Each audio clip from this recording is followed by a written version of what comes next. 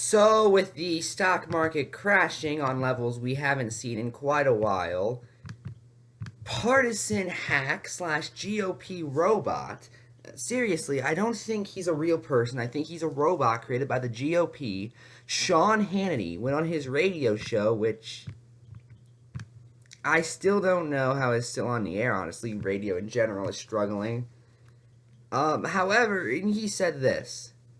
You see, the first thing he tried to do was he tried to blame Obama on it, because of course he did. Now keep in mind, by the way, there was a trick people liked to do, and that was when the stock market is growing, even if it was before Donald Trump implemented an economic policy and continued with the growth that we saw during the Obama administration, it was because Donald Trump was in office. Then notice he starts deregulating, it goes up quite a bit. He starts, doing normal Republican stuff. Then when he starts signing tax cuts, which he just said in his State of the Union address, may I remind you, are going to be great, especially for the stock market. And it goes down. So it seems like the more policies Donald Trump implements, the more likely it is the stock market is going to go down. But Sean Hannity had this to say. Because the Obama economy was so weak all of these years, we had just artificially cheap money. He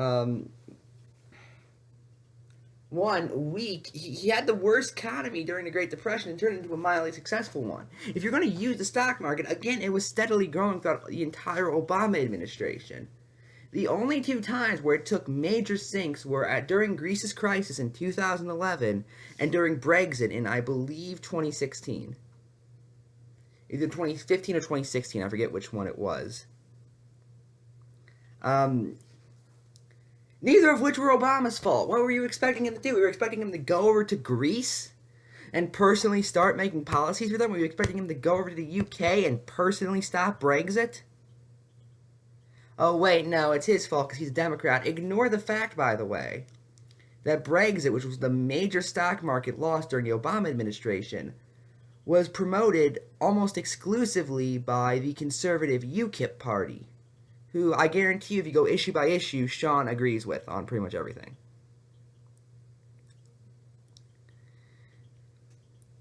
He then goes on to some weird rant on the Federal Reserve, saying the Fed has artificially kept the price of money down and the price of borrowing down, and now that's going to come to an end. Now, when I first saw that, I remember I was listening to it via TYT. I just sat there and said, "What is he talking about?" Now, to be fair, I do agree with him that there is too much. The Federal Reserve does have its issues. I've talked about them before.